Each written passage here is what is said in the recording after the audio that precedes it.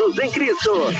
Apresentação: Sara Rosa e Pastor Marcos Ribeiro. Aumenta o volume do radinho e chama todo mundo para ir. Programa Sintonizados em Cristo, da Igreja Cristã Evangélica de Aragarças.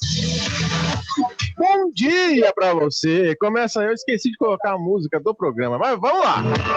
Começa agora o programa Sintonizados em Cristo. Esse programa aqui é patrocinado pela Igreja Cristã Evangélica, juntamente com a Igreja Presbiteriana, a Igreja Cristã Evangélica de Aragarças, com a Presbiteriana do Nova Barra. Nós temos aqui o dono do programa, o alvo do programa, ele, pastor Paulo. Tá bem, hein? O homem tá arrebentando aqui. Bom dia, pastor Marcos. É isso aí. Bom dia, turma. Bom dia aos nossos ouvintes do nosso programa Sintonizado em Cristo, especialmente da nossa rádio, Atitude FM. É ótimo poder estar aqui com vocês. Um forte abraço a todos.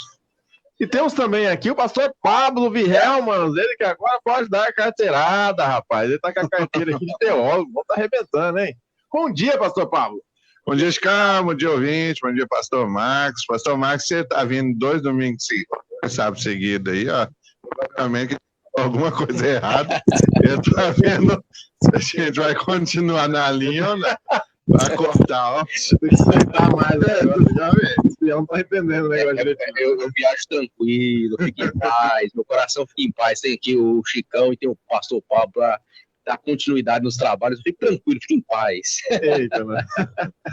Gente, e aí, vamos fazer uma oração para a gente poder iniciar esse programa? Vamos lá. E, ó, antes de tudo, eu quero dizer para você que está nos ouvindo, pode mandar mensagem, viu? 0800 104 1000. Já abre a sua Bíblia em Apocalipse, capítulo de número 3. Nós estamos fazendo um estudo das cartas às 7 igrejas do Apocalipse, as igrejas da Ásia. Você vai lá, Apocalipse capítulo 3, hoje já é a 6ª igreja, está acabando, viu? Aproveita porque está acabando, rapaz. 3, 7, é isso mesmo, né? Apocalipse capítulo 3, versículo 7. Vamos lá, quem vai orar? Oremos ao Senhor. Senhor, te damos graça por essa manhã. Mais uma vez o Senhor mostrou o teu cuidado, o amor especial que o Senhor tem conosco. Ainda que sejamos, ó Deus, não sejamos merecedores da tua graça, da tua misericórdia, mas assim o Senhor tem nos amado.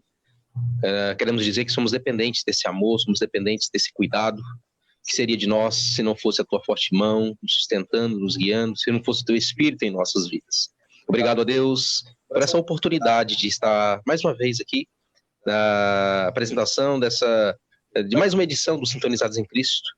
E tem como propósito, ó Deus, esse programa tem como propósito levar a tua palavra, levar conhecimento aos lares, aos nossos ouvintes, aos nossos irmãos, aqueles que apenas são espectadores e aqueles também que já estão aprofundados mais na tua palavra. Nós queremos, ó Deus, continuar sendo esse instrumento do Senhor na divulgação da tua palavra, do teu evangelho verdadeiro e genuíno. Nos ajude nessa missão, Pai. E também, ó Pai, venha aos corações desses ouvintes. Fale aos corações de cada um deles. Que teu Santo Espírito, ó Deus, que aquele que convence o homem do pecado, da justiça, do juízo, possa, ó Deus, revelar ao coração dos nossos ouvintes essa palavra perfeita que transforma as nossas vidas. Nos ajude nesse momento, é o que eu te peço, em nome de Jesus. Amém. Maravilha! Amém, glória a Deus. Vamos lá. Apocalipse capítulo número 3, a partir do versículo 7. Pastor Pablo, o senhor pode fazer a leitura para nós? Vamos lá. Ao anjo da igreja em Filadélfia escreve: essas coisas diz o santo, verdadeiro, aquele que tem a chave de Davi, que abre e ninguém fechará, e que fecha e ninguém abrirá. Conheço as tuas obras, eis que tenho posto diante de ti uma porta aberta, a qual ninguém pode fechar, que tens pouca força, entretanto guardaste a minha palavra e não negaste o meu nome. Eis farei que alguns dos que são da sinagoga de Satanás, desses que a si mesmos se declaram judeus e não são, mas mentem, eis que os farei vir e prostrar-se aos teus pés, e conhecer que eu te amei. Porque guardaste a palavra da minha perseverança, também eu te guardarei na hora da provação, que há de vir sobre o mundo inteiro, para experimentar os que habitam sobre a terra. Venho sem demora, conserva o que tens, para que ninguém tome a tua coroa. Ao vencedor, falo-ei coluna no santuário do meu Deus, e daí jamais sairá. Gravarei também sobre ele o nome do meu Deus, o nome da cidade do meu Deus, a Nova Jerusalém, que desce do céu, vinda da parte do meu Deus, e o meu novo nome. Quem tem ouvidos, ouça o que o Espírito diz às igrejas. Amém. Olha só, essa carta, na minha opinião, é difícil demais. Eu achei ela mais difícil que as outras, viu? É porque vocês já são teólogos, mas eu acho essa carta muito difícil. Primeiro que ele fala aqui, ó. Eu tenho a chave de Davi. Rapaz, Davi viveu muito tempo antes dele. Essa chave aí, quem guardou até chegar nele? Que é isso, moço? O que é a chave de Davi? Explica pra nós aí. Antes, vamos por parte. Você fica pulando nas coisas aí da Bíblia aí, ó. Você tem que falar de Jesus lá, ó. Quando ele fala que ele é santo e que ele é verdadeiro. Toda palavra inspirada por Deus. Não pode pular as coisas. Não, é porque isso aí a gente já sabe, mas... Tá, mas assim, povinho que não sabe. Jesus é santo. Jesus é santo e verdadeiro. E a ideia de santo aqui é aquele que não peca, né? Que não erra em momento nenhum, não falha, né? Tem um teólogo que eu gosto muito, chama... Agora esqueci. Gordon Clark.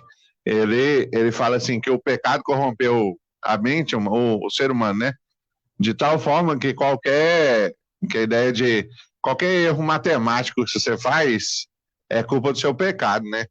Então, a ideia que ele traz mais ou menos é assim, ó, o pecado corrompeu o ser humano de tal forma que se um dia você mordeu sua língua, foi fruto do causa do pecado que corrompeu sua mente. Se você bateu um martelo no dedo quando você estava tentando pregar um prego, então isso é fruto do seu pecado que fez. Se você tropeçou na rua, é fruto do seu pecado. E aí quando ele fala assim, ó, que Jesus é esse que é o santo, que ele não tem pecado, e aí é onde você vê a diferença nossa para Cristo. Significa que isso nunca errou uma martelada na vida, ele nunca tropeçou na rua, ele nunca mordeu a língua. Então, assim, um negócio que ele nunca engasgou, por assim dizer. Se você engasgou, é por causa que o pecado corrompeu a humanidade nesse sentido. E aí quando ele fala, ó, ele é aquele que é santo, significa assim, ó, ele é aquele que é perfeito. Que ele nunca falhou em nenhum aspecto da sua vida. E a ideia de verdadeiro é aquele que a sua palavra vale em relação a tudo, né? Até quando ele fala lá em João, né? O próprio João fala, ele fala, eu sou o caminho, a verdade e a vida. E a verdade ali, a verdade é o processo. Verdade, ele é um substantivo abstrato, ele não é algo, não tem como você pegar a verdade. A verdade precisa de alguma coisa. E quando ele fala lá, eu sou o caminho, a verdade e a vida, ele está falando que a verdade é o processo entre o começo da sua caminhada e o final da sua caminhada. O começo é Cristo, o processo entre o começo e o final é Cristo, e o final tem que ser Cristo, é isso que ele está falando. Quando ele fala, eu sou o começo, o caminho, eu sou a verdade, e eu sou a vida, que é o final. Então ele está falando assim, ó, eu sou aquele que está nesse processo da sua vida o tempo inteiro, eu nunca te abandonei, né? E essa é a ideia dele aqui. Rapaz, a parte que eu pulei dá uma pregação, velho. Caramba! Mas vamos lá. Aí ele fala que tem a chave de Davi, então deixa eu continuar a liga, né? Aí ele fala que abre e ninguém pode fechar, e que fecha e ninguém pode abrir. Essa chave é a chave, né? Como que é? Pará, pastor Marcos. Essa chave ela é interessante porque só Cristo ele tem o domínio sobre a porta da salvação, digamos assim. É a porta do acesso a Deus, acesso à eternidade. E quando ele fala dessa porta aberta, que ele se apresenta com aquele que tem a chave de Davi, que abre e fecha, ele está justamente dizendo isso, que ele tem o domínio sobre todas as coisas. Assim como ele apresenta as outras igrejas, né? Ele apresentou a igreja de Sardes também, basicamente dizendo à igreja que ele tem o domínio sobre todas as coisas. Ele diz que a igreja de Sardes, que ele é aquele que tem os 7 espíritos de Deus, que tem as 7 estrelas, ou seja, que está sobre todas as coisas, que está dominando tudo, né? Então a ideia para a igreja de Filadélfia é basicamente a mesma. Eu sou aquele que tem colocado diante de vocês uma porta aberta, que detém a chave de Davi, é aquele que abre essa porta para que vocês possam pregar o evangelho, falar do evangelho para as pessoas que estão perdidas. Eu tenho abrido essa porta para vocês. Então, eu tenho essa chave e estou abrindo essa porta para vocês. É a ideia da igreja ser missionária, uma igreja ser ativa no mundo, né? Ela usar essa importante missão, usar dos instrumentos de Deus e cumprir essa importante missão de pregar o evangelho. E ela só pode fazer isso, essa igreja de Filadélfia, ela tinha eficiência na pregação do evangelho, porque Cristo tinha preparado o caminho, Cristo tinha abrido a porta para que ela pudesse fazer isso, porque ele tem a chave. Ele coloca aqui, né, eis que coloquei diante de você uma porta aberta que ninguém pode fechar. E antes ele diz que conhece as obras dele. Conhece as obras dele, sabe da perseverança dessa igreja. É interessante, né? O contraponto aqui com a igreja do sábado do passado, a igreja de Sardes. Ele fala com a igreja de Sardes assim, conheça as tuas obras. Aí a gente sabe que é preocupante para a igreja de Sardes, porque ele conhece a perversidade daquela igreja. Como que está ali, tem apenas alguns ali que não se contaminaram, que não mancharam as suas vestes, né? No caso da igreja de Sardes. Agora, na igreja de Filadélfia, ele diz, conheça as tuas obras, né? E eis que tenho colocado diante de ti uma porta aberta que ninguém consegue fechar. Ou seja, eu conheço as tuas obras, eu sei que vocês estão labutando a causa do evangelho. Mas vocês estão fazendo isso porque eu tenho colocado a porta aberta diante de vocês, para vocês fazerem. Então, assim, o querer e o fazer não é vocês, sou eu que faço em vocês. Então, é eu que produzo em vocês a vontade de evangelizar, eu que produzo em vocês o desejo de fazer. E isso é produzido porque eu estou aplanando o caminho para que vocês possam ir e fazer o que tem que ser feito. Aí depois ele coloca... É a soberania de Deus em tudo. Soberania de Deus. E aí depois ele coloca aqui, sei que você tem pouca força, mas guardou a minha palavra e não negou o meu nome. Qual é o contexto que esse povo vivia, pastor Paulo, para dizer assim, para Deus falar para eles que eles não tinham muita força? O que estava acontecendo com isso? A ideia de, assim, todas as igrejas aqui, as 7, né, elas estão dentro do mundo pagão, por assim dizer, né, dentro do mundo. A gente viu que Éfeso tinha o templo da Diana dos Efésios, né, a gente viu que todas essas igrejas aqui são igrejas que tem nas suas cidades um monte de ídolos lá, inclusive culto ao imperador e esse tipo de coisa. E a gente tem um contexto dentro da história que diz que o Império Romano fez um contrato com os judeus, de maneira que se o judeu denunciasse alguém que era cristão, esse cristão era preso e todas as posses do cristão eram passadas para esse judeu que denunciou ele. Então, tipo assim, se eu sei que você é cristão e eu denuncio você para o Império Romano, você vai preso, sua família vai e todas as suas posses vêm para mim. Então, tipo assim, a ideia é que o judeu ia ajudar o Império Romano, porque aí ele ia enriquecendo ao entregar, quanto mais cristão ele entregasse, mais posses ele ia tendo. Né? E aí, assim, a ideia do fraco seria a ideia de vocês acham que vocês são uma igreja pequenininha, sem relevância na sociedade e tal, mas aí a ideia é que ele tá falando assim, mas não é que vocês são fracos, porque vocês são pequenos. Entende? Ele fala, a minha força é o próprio Deus. E isso pega o contexto geral da carta. O contexto geral do Apocalipse em si é mostrar Cristo vitorioso, o Evangelho vitorioso e Deus soberano sobre toda a história da humanidade.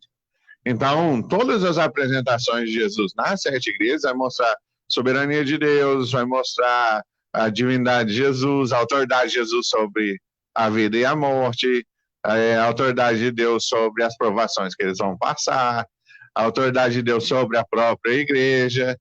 Então, é tipo assim, vocês estão sendo perseguidos, os judeus estão entregando vocês para ganhar as posses de vocês vão ser presos, o povo de vocês vai ser perseguido, vai morrer, mas permanece firme, quem tá no controle de toda a situação é o próprio Deus. Então, quando ele fala assim, vocês acham que vocês são fracos, vocês acham que estão, como diz, abatidos aí, mas fica tranquilo que quem está segurando vocês funcionando é o próprio Deus. Então, não se preocupe se você é fraco ou se você é forte, mas entenda que a sua força está aí está lá no final, que é que ele guarda a palavra, no verso 8, né? E não nega o nome de Deus, né? Ou seja, eles são fiéis a Deus. E isso é o que importa para Deus aqui. Maravilha. E aí, pastor Marcos, ele fala o seguinte, vejam o que farei com aqueles que são sinagoga de Satanás, e é a segunda vez no Apocalipse que ele usa esse termo, né? Sinagoga de Satanás. E que se dizem judeus e não são, mas são mentirosos. O que ele quer dizer com se dizer judeu e não ser judeu? Na verdade, aqueles que viviam uma falsa religiosidade, um aspecto de que achavam que eram religiosos na religião judaica e estavam influenciando de maneira errada, tentando influenciar de maneira errada a igreja, com a adesão do judaísmo, com práticas do judaísmo. A igreja, naquele momento, ela vivia intensamente essa perseguição por parte dos judaizantes, como o pastor Pablo colocou aqui. Os judaizantes, que eram pessoas também prosélitos, que eram convertidos ao judaísmo, eles tinham como prática a perseguição dos cristãos, e junto com os outros judeus autênticos, né, os verdadeiros. Então, na verdade, o que Cristo está dizendo para eles que vai envergonhar esses que acham ser judeus, na sua religiosidade, na sua prática, ele vai envergonhar eles diante dos cristãos, diante daqueles que temem a Deus, que servem a Deus. Ele vai levar essas pessoas de certo modo, glorificar a Deus através da vida daqueles servos fiéis. Ele vai levar essas pessoas a serem... eles achavam que eles tinham glória em si mesmos, mas na verdade eles vão ter que glorificar a Deus através da vida daqueles servos, daqueles cristãos. Mas esses homens seriam pessoas convertidas ao judaísmo? A grande maioria. De fora, se converteram ao judaísmo e tentaram impor isso aos cristãos. Exatamente, impor uma prática de conduta judaica. Mais ou menos o que acontece na carta aos Gálatas. Também, exatamente, basicamente um retrocesso. Basicamente um retrocesso, né?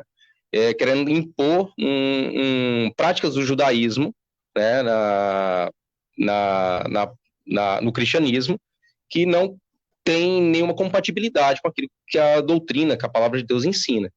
Então, essa influência que eles estavam resistindo, por isso que Jesus diz para eles, né, conheça as tuas obras, tem que colocar diante de ti uma porta aberta, para que vocês continuem firmes, fiéis, pregando o evangelho verdadeiro. Vocês são fiéis, então continuem fiéis assim. Não se abalem diante dessas influências que vocês têm sofrido, diante dessa perseguição que vocês têm vivido. Então, vocês não devem se abalar contra isso, porque essa pureza ela tem que ser mantida, essa separação tem que ser mantida, dessa prática que não é a prática da verdadeira religião, o cristianismo. Jesus coloca aqui, né, farei aos da sinagoga de Satanás, porque eles achavam que eram religiosos, que eles serviam e temiam a Deus, eles achavam a sua religiosidade, mas na verdade o senhor deles era Satanás, o senhor deles era o diabo, não era Cristo, não era Deus, né, por assim dizer, porque eles nem acreditavam na pessoa do Cristo. Eles achavam que temiam a Deus, viviam para a glória de Deus, mas na verdade eles estavam servindo ao diabo. É isso que Jesus está dizendo para eles, e eles vão ser envergonhados. Vai chegar um dia em que esses que querem destruir o cristianismo, destruir a obra de Cristo, vai chegar um dia que eles serão destruídos, eles serão envergonhados, eles serão levados ao tribunal e serão condenados, né, de certo modo, pelas suas práticas. Essa é a ideia, né? Eu farei de Jesus aos da sinagoga de Satanás, aos que dizem judeus e não são, mas mentem, e sim, farei que venham adorar prostrados aos teus pés e saibam que eu te amo. Que Jesus está dizendo, eu vou mostrar para eles que eu, sendo Deus, amo vocês. Eles vão ver isso claramente, eles vão reconhecer isso claramente. E essa expressão, né, seria uma figura de linguagem, talvez, mas pode ser também de maneira literal. Eles vão ver aos teus pés, adorar prostrados aos teus pés para saber que eu amo vocês. Que vocês sim são verdadeiros, eles são mentirosos. Eles têm mentira na sua fala, na sua conduta de vida, na sua religião. Eles são falsos judeus. Mas eles se reconheçam que eu amei você? Me parece uma coisa assim, na cabeça desses homens, os cristãos da época não eram amados por Deus. Na cabeça, não. Então, tipo assim, porque ele fala aqui, que reconheçam que eu amei você. Parece que até ali eles não reconheciam que Deus amava os cristãos. Por conta do cristianismo, esse novo conceito que eles estavam vivendo ali no primeiro século, né? O cristianismo estava sendo fortalecido a cada dia que passava, ainda que houvesse perseguição, e eles não reconheciam o cristianismo como algo vindo de Deus, por assim dizer. A ideia deles era acabar com o cristianismo, por isso que é a perseguição. Por isso que, como o pastor Paulo disse, eles iam lá fazer aliança com Roma para acabar com o cristianismo. A ideia deles era destruir isso, vamos dizer assim, esse novo conceito aí de religião que está surgindo e está crescendo, e está fortificando, e a gente vai perder o controle disso, o judaísmo vai ser envergonhado, a gente vai ter que acabar com isso. Vamos destruir, vamos calar essa gente, vamos prender esse povo. E eles não reconheciam que Deus amava realmente os cristãos, justamente por conta dessa situação, que eles não reconheciam a Cristo. Então, logo, eles não reconheceriam nenhum dos seus adeptos, né? Verdade. Tá aqui o próximo versículo vai dizer assim: visto que você guardou a minha palavra de exortação à perseverança, eu também o guardarei da hora da provação que está por vir sobre todo mundo, para pôr à prova os que habitam na terra. Pastor Pablo, o que é isso? Guardar da hora da provação.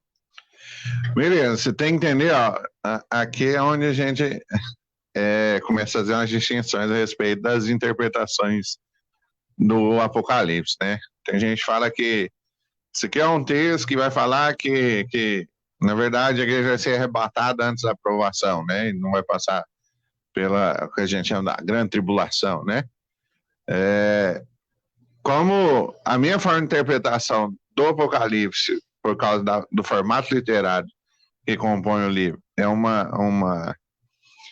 uma interpretação simbólica a respeito dos eventos, a ideia é que isso aqui não diz respeito ao arrebatamento da igreja. Então, eu entendo que a igreja passa pela hora da aprovação, uma vez que o Apocalipse aqui é dividido em 7 sessões paralelas que contam a mesma história, sempre se aprofundando em cada uma das sessões. Então, o que ele vai falar aqui, ele está falando assim, ó, a igreja vai passar pela grande tribulação.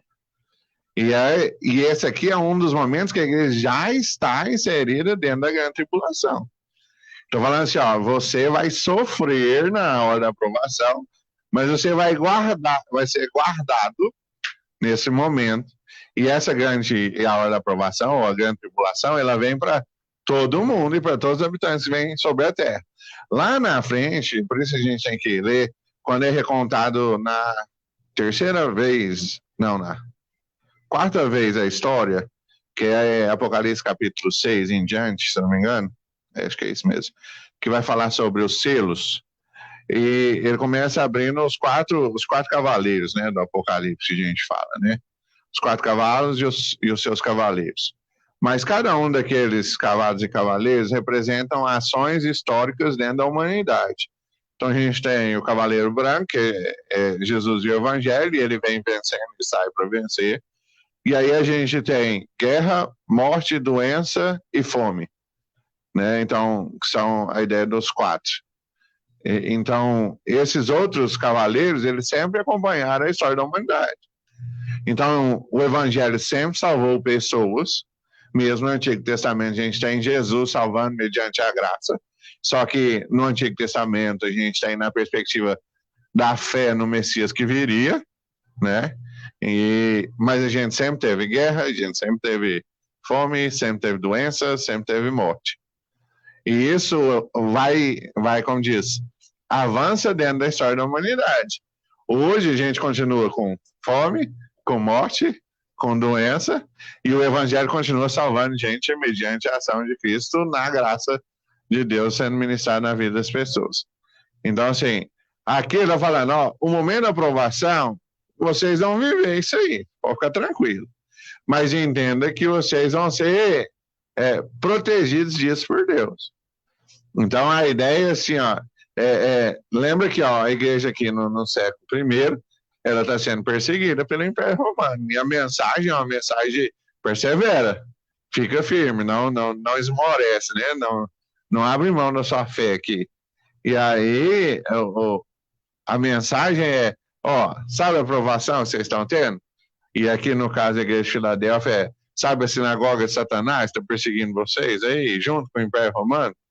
Então, essa aprovação vocês vão ter, mas eu vou guardar vocês dela. Então, por mais que vocês falem assim, a gente é fraquinho, a gente não tem representatividade, a gente não tem relevância, a gente está sendo perseguido, a gente está com pouca esperança, a mensagem de Deus para a igreja é: fica firme, que a aprovação está aí mesmo.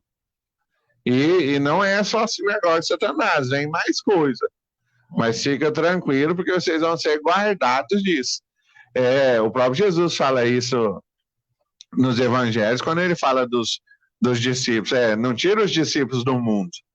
Né? Ele fala, não estou orando para tirar vocês do mundo, mas que vocês fiquem no mundo fazendo sua função de ser sal e luz, só que vocês vão ser guardados no mundo.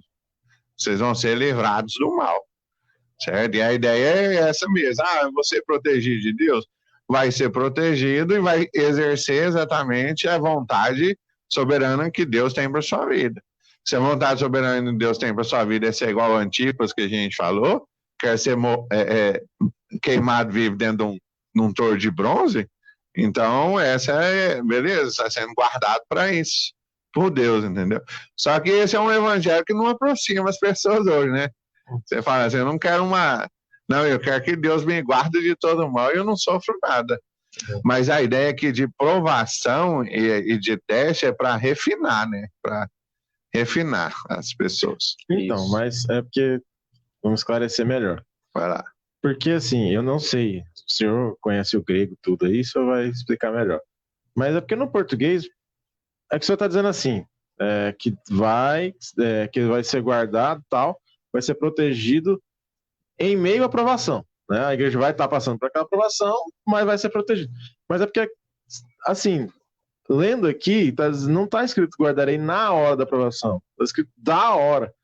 Dá a entender que eu vou te livrar disso. Porque quando coloca com N, né, na hora da aprovação, quer dizer, lá eu vou te proteger. Mas guardarei da hora, parece mais uma coisa assim, você não vai passar por isso, não é isso? Tem algumas figuras de linguagem que às vezes pode causar uma interpretação, mas a Bíblia tem que ser interpretada com a própria Bíblia. Se você olhar para Mateus capítulo 24, quando Jesus fala sobre a grande tribulação, sobre esse momento, você vai notar perfeitamente, se a gente for para o texto, a gente vai ver isso mais claro, mas às vezes não vai ser, o tempo vai ser curto, né? Que a igreja, ela vai passar por esse período de tribulação e ela já está vivendo esse período de grande tribulação. O mundo já está vivendo esse período de grande tribulação. O pastor diz lá em Apocalipse capítulo 6 adiante, quando ali a apresentação dos cavaleiros, né? Um fere as águas, né? Você vai ali no Araguaia e você toma a água do Araguaia hoje? Não. Sem haver um tratamento, né? Ninguém faz isso, né? Porque as águas, né, estão contaminadas, as águas estão impuras, né? Então, assim, a gente está vivendo um tempo realmente de período difícil, né, da humanidade, e as coisas vão se intensificando. É como um potenciômetro, um termômetro que vai aquecendo cada vez mais e você vai ficando cada vez mais passivo diante de uma situação em que você não tem mais o controle sobre ela. Mas Cristo está dizendo para essa igreja que ele vai livrar ela da tribulação. A gente entende na nossa linha teológica que não. Ele vai livrar ela, não vai tirar ela da tribulação, vai livrar ela na tribulação.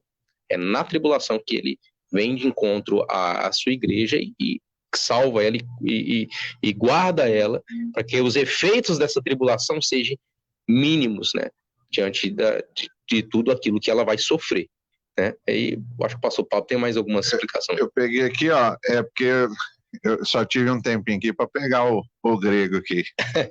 Aí a preposição aqui, é ek, né? Ek, horas, tu, perasomos, um negócio assim. E a ideia do ek aqui, ó, é de dentro, não é o da, entendeu?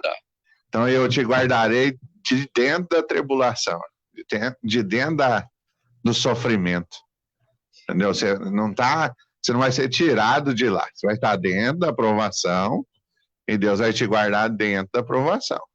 Então, por exemplo, está tendo guerra, mas dentro da guerra Deus está protegendo os seus, dentro do propósito específico de Deus para cada um. Existe fome no mundo, Deus está protegendo os seus dentro da fome, entendeu? Sim. Então, a preposição aqui no grego diz respeito a dentro da provação. Uhum. Entendi. Depois, se quiser, eu mando o print aí para você. É um assunto bem profundo, né? A gente, em pouco tempo assim, a gente não consegue escrever tudo, né? Entendi. Versículo 11. Venho em breve, retenha o que você tem para que ninguém tome a sua coroa. O que seria isso, retenha o que você tem? Porque a gente tem, por exemplo, Jesus falando, né, sobre os tesouros na terra, para não juntar. Então, creio eu que não seria isso. O que eles tinham?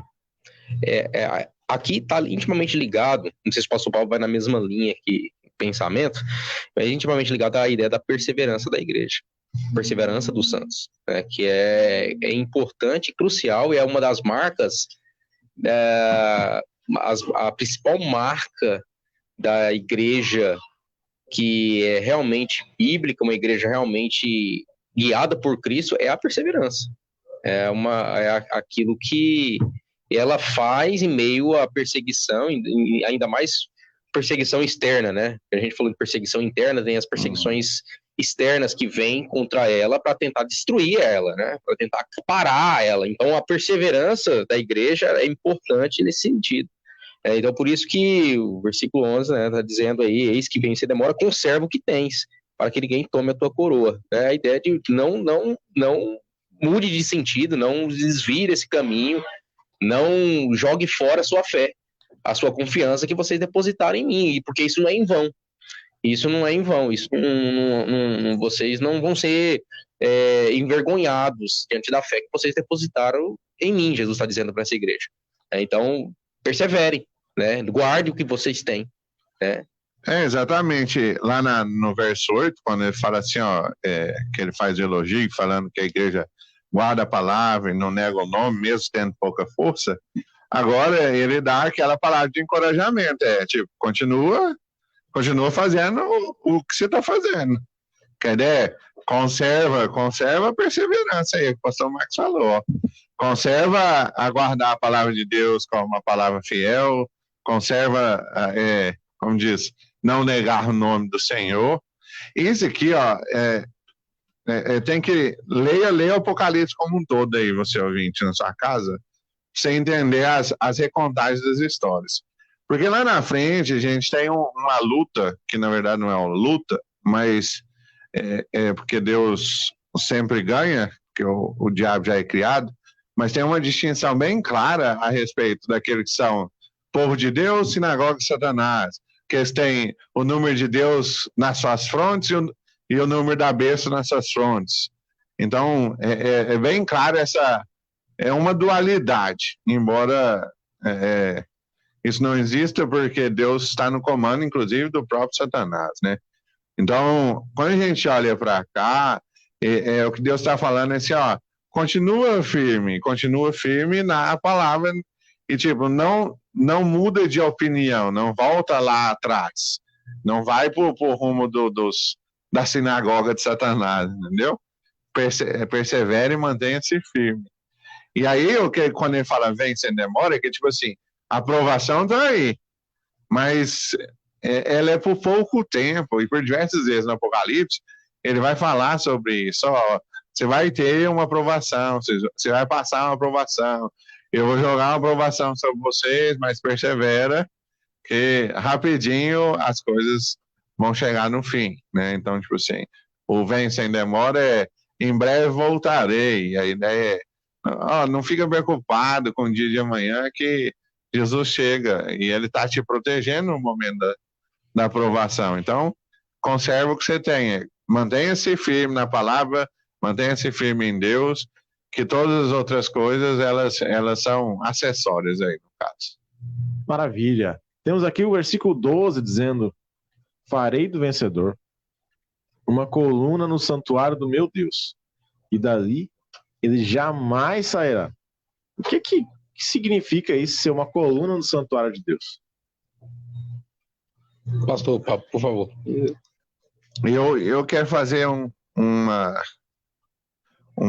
detalhe aqui, ó, que eu não quero nem focar na coluna por enquanto, mas eu quero focar aqui, ó, pelo menos a minha versão, que é a revista atualizada, ela traz assim, ó, o vencedor falou uma coluna no santuário do meu Deus, certo? Certo. Aí ele continua assim, ó, e daí jamais sairá.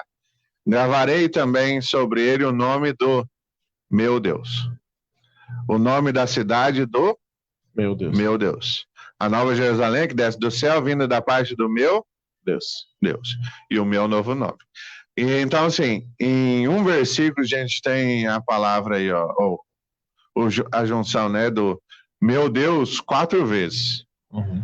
Então, é bem significativo perceber que toda a estrutura da bênção aqui, ela provém de Deus para a humanidade.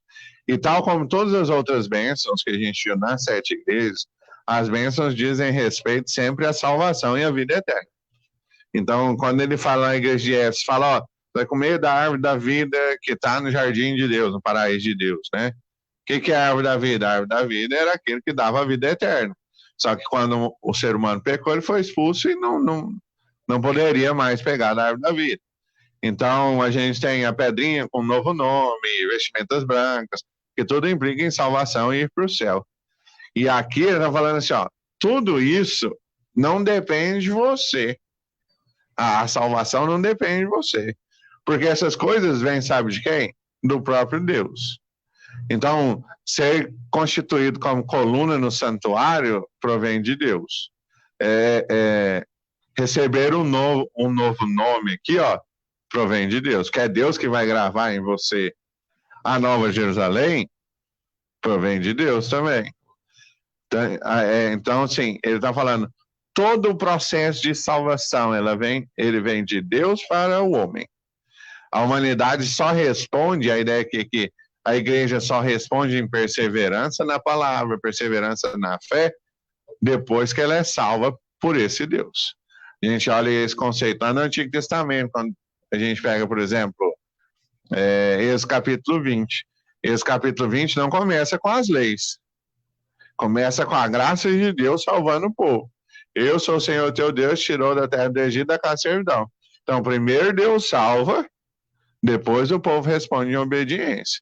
Então, depois que você foi salvo, a graça de Deus te atingiu, não terás outros deuses diante de mim, não farás mais escultura, santifica o dia de sábado, não põe o nome do teu Deus em vão, e por aí vai. Então, primeiro sempre a graça de Deus e depois a obediência. Certo? Então, é só a gente pôr esse detalhe aqui, para entender que tudo isso aqui, ó, provém de Deus. Agora eu dei o tempo para o pastor Marcos estudar ali sobre a coluna. Eu guardarei da hora da provação que está por vir sobre o mundo, né? Versículo 10. Jesus, então, ele faz essa promessa, né, de guardar e faz a promessa de que eles serão pilares do templo do Deus, que ele nunca mais terão que sair dali. É justamente o conceito de salvação. Nós não precisamos pensar em outra coisa a não ser nisso, né? O conceito básico da salvação de Deus manifestada para esse povo que ele escolheu, né? Esse povo que ele escolheu em Cristo Jesus. Nós temos essa bênção, essa é a bênção final que todo crente espera ansiosamente. Essa é a preciosa promessa de Deus, da segunda vinda de Cristo, e como ele diz, eu venho sem demora, né? Conserva o que tens, para que ninguém tome a tua coroa. Para que ninguém roube de você, para que você não perca aquilo que eu estou te dando, você tem que perseverar, persevere até o fim. Eis que venho sem demora. Então, a perspectiva do crente é justamente essa. O cristão que está vivendo a vida íntegra diante de Deus, pela força, pela ação de Deus na sua vida, pelos meios de graça, pela ação do Espírito Santo de Deus, ele aguarda ansiosamente essa expectativa.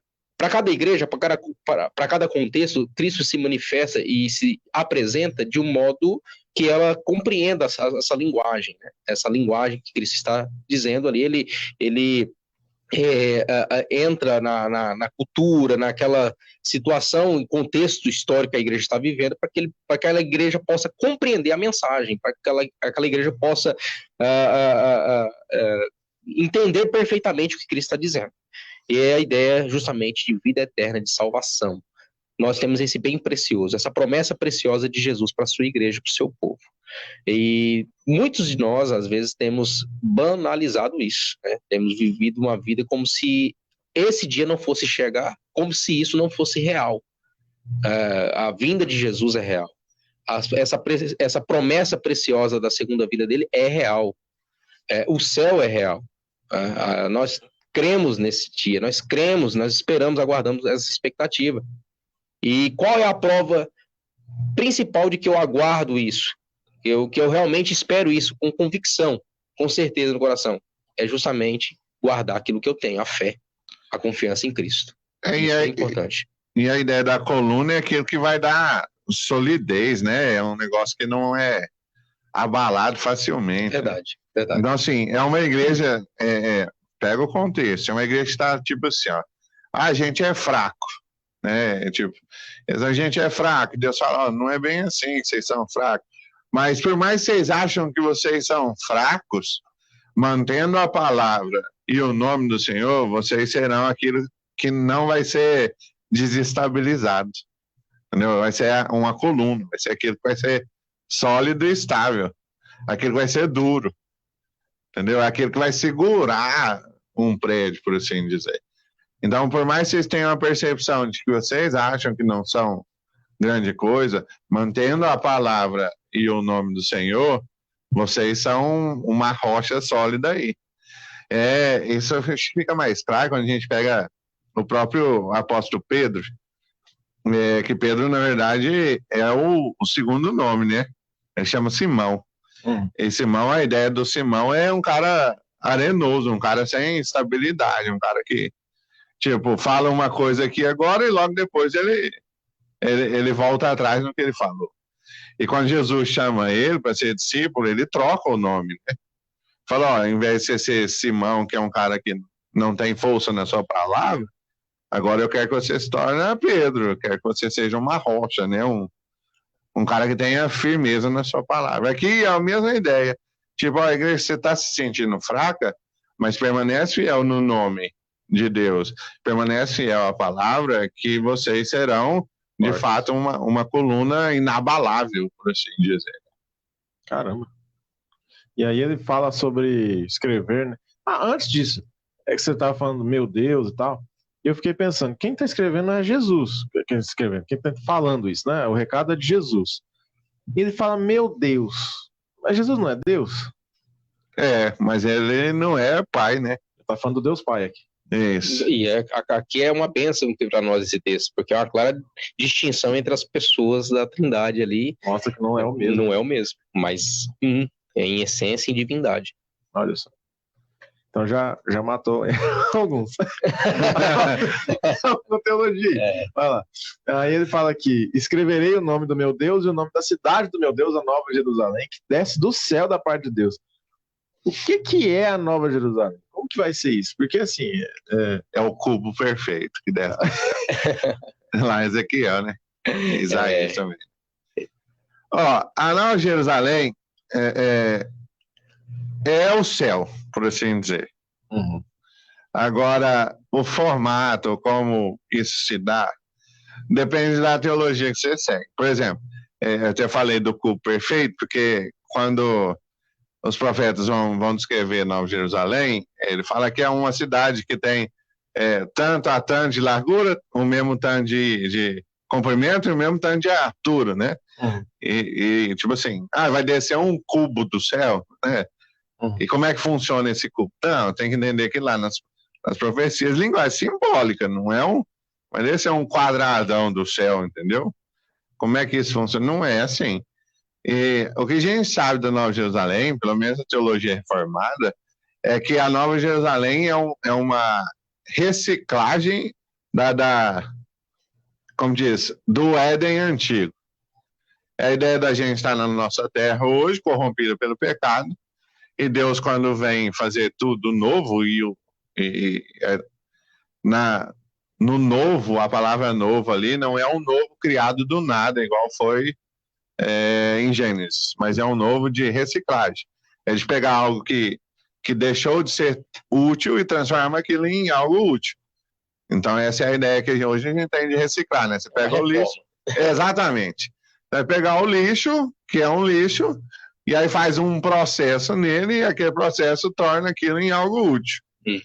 Então, a ideia da Nova Jerusalém é Deus vai pegar um mundo destruído em pecado, transformar isso, e a transformação é mediante o Evangelho e o próprio Cristo, e transformar esse mundo pecador em um mundo sem pecado. A teologia reformada vai nessa linha em todos os conceitos, né? E é assim que Deus faz com o ser humano. Esse é o processo de Deus no ser humano, né? Ele vem de encontro a um ser humano pecador, condenado, né? Caído eu não gosto dessa palavra, mas eu tenho muito cuidado de falar, caído em total desgraça, né? É o oposto da graça de Deus. Ele pega essa pessoa em Cristo e regenera essa pessoa, transforma, né?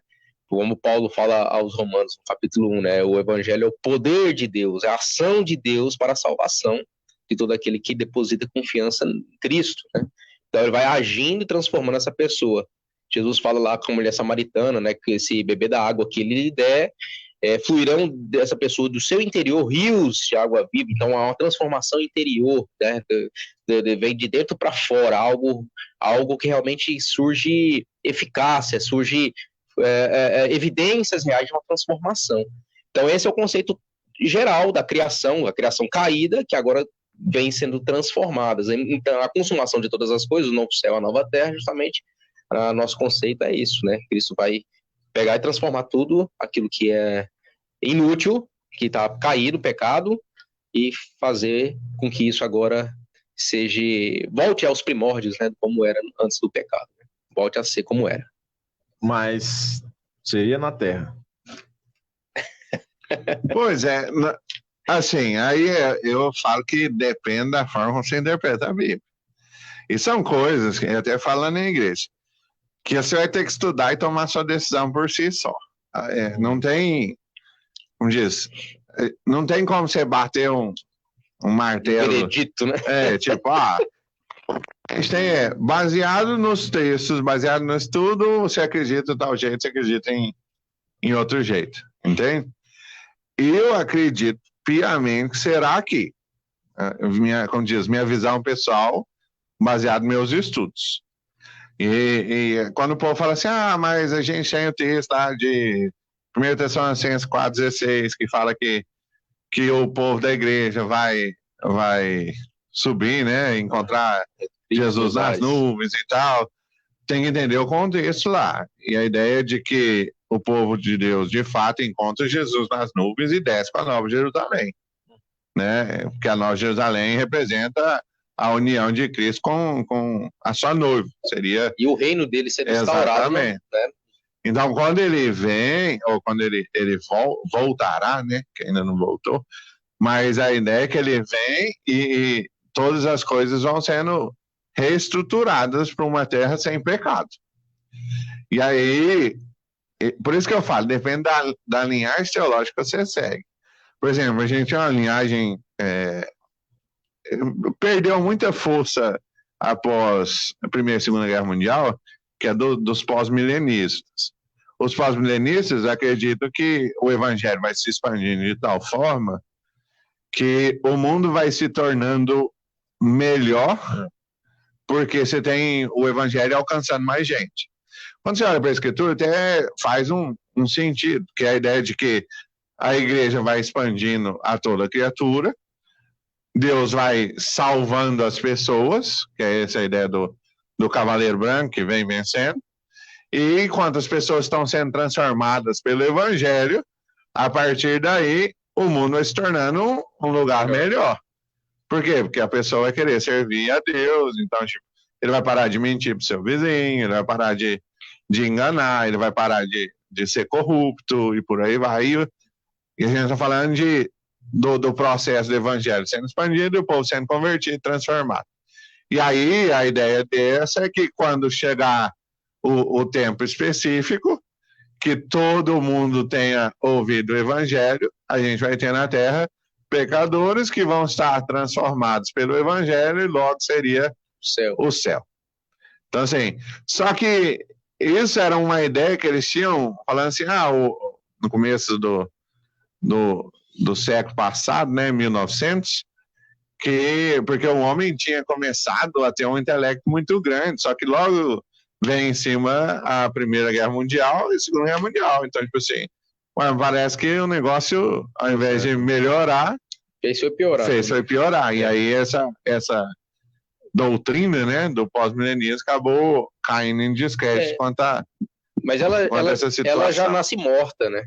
Ela já nasce morta porque Jesus ele já havia prevenido seus discípulos sobre todos os acontecimentos, né? Tá muito claro, né, nas escrituras os acontecimentos futuros, falando da grande tribulação, falando dos eventos, né? Ele fala que o amor é muito se esfriar, né? Isso. E uma das marcas principais, a principal marca do final dos tempos é justamente a apostasia. É justamente a frieza espiritual, as pessoas não permanecer, não perseverar, como Jesus está falando para essa igreja. Persevere, guarda o que tens, né? Para que ninguém rouba a tua coroa. Então, a principal marca do final dos tempos, além de fome, guerras, pestes, né? Doenças, e tantas outras coisas que acontecem, catástrofes naturais, que a gente tem visto todos os anos a se repetir cada vez mais. A maldade se aflorar, né? Paulo fala lá a Timóteo, sabe, porém, que nos últimos dias sobrevirão tempos difíceis, né? Porque haverão homens amantes de si mesmo, arrogantes, obedientes aos pais, blasfemos, honrosos, enfim, né? A lista é grande lá. Mas a principal de todas é justamente o amor se esfriar, a apostasia, as pessoas deixar a fé, abandonar a fé.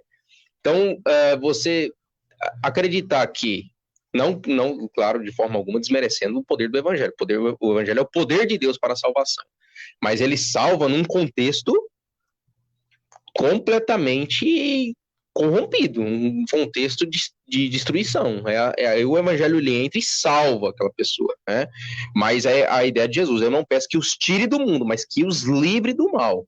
Enquanto esse salvo estiver nesse contexto caído do mundo, de pecado, de destruição, de mentira, de engano, de corrupção, ele estiver inserido ali, nesse contexto, Deus, através dos meios de graça, através do Espírito Santo, vai estar guardando essa pessoa, vai estar alimentando essa pessoa com a sua palavra, dando a ela condições de permanecer puro, de permanecer íntegro,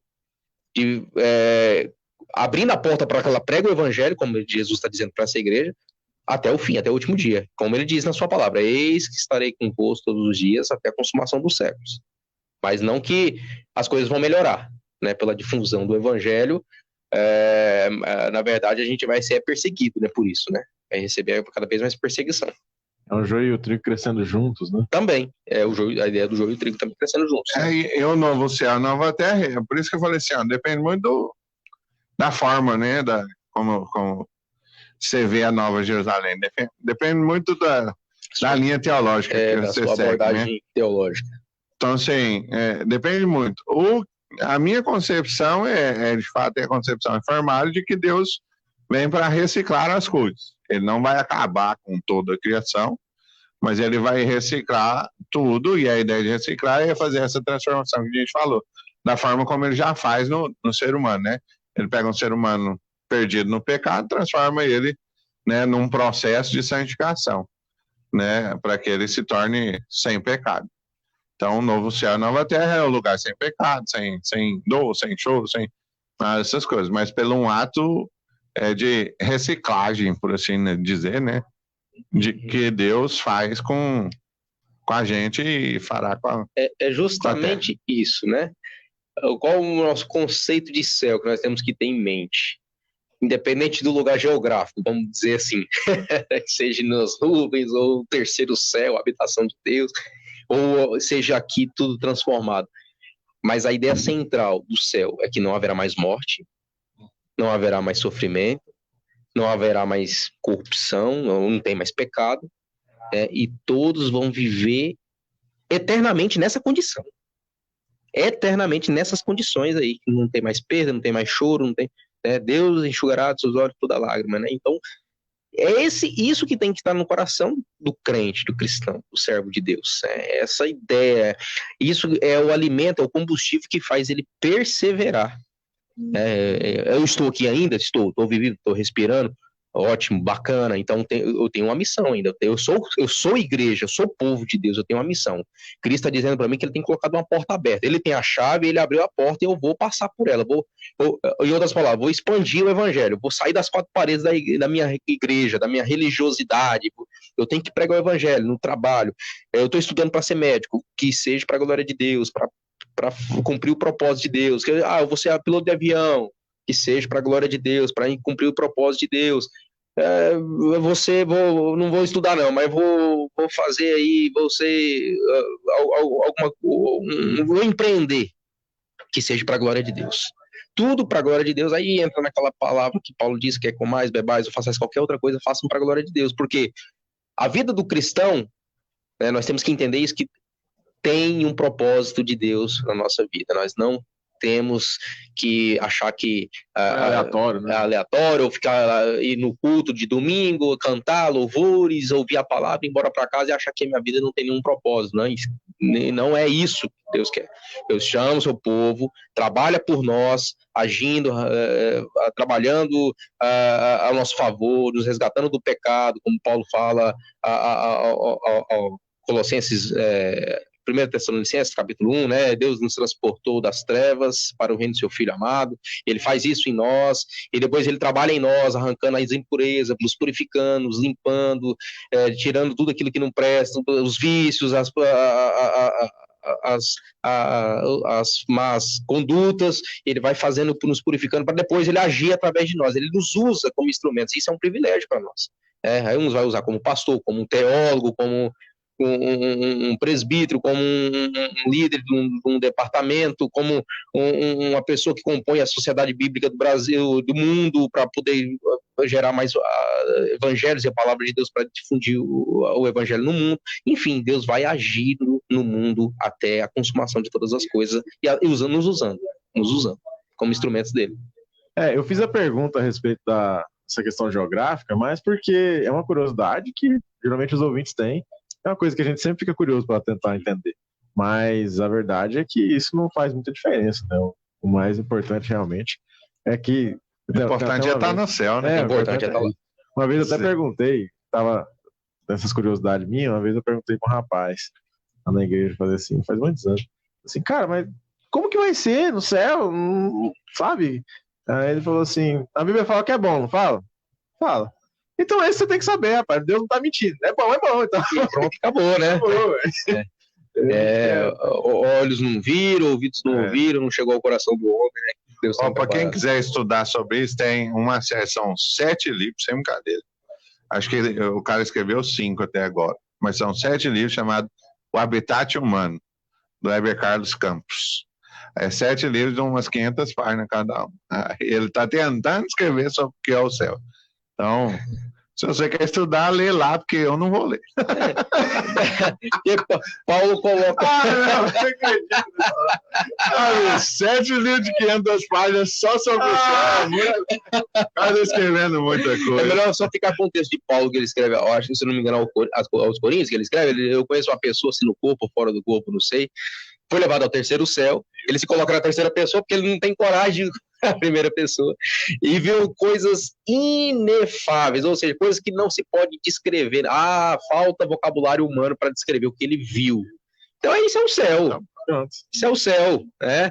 E que queira estar lá. Se há uma ambição no coração do crente, é estar no céu. Aleluia. Se há uma ambição que nós devemos ter, mesmo ambicione o céu, né? Eu tive uma série de pregações a respeito disso, há uns 2 anos, 3 anos atrás. Ambicione o céu. Porque a gente fica focado em tantas coisas dessa terra, né? No mundo, né? Ambicionando as coisas do mundo, ambicionando o celular novo que lançou, o carro zero, a casa mais nova, maior, e tal, o emprego e tal. Não que você não precise, não possa correr atrás disso, conquistar através do suor do seu trabalho, não é isso. Mas a ambição do crente realmente é estar no céu. Isso faz toda a diferença. Só para fechar, fala de também escreverem nele o meu novo nome. Como assim? Jesus vai ter outro nome? Sim, a ideia aí é sempre, como diz respeito à salvação, né? Então, tipo, o novo nome é a ideia de uma nova pessoa, né?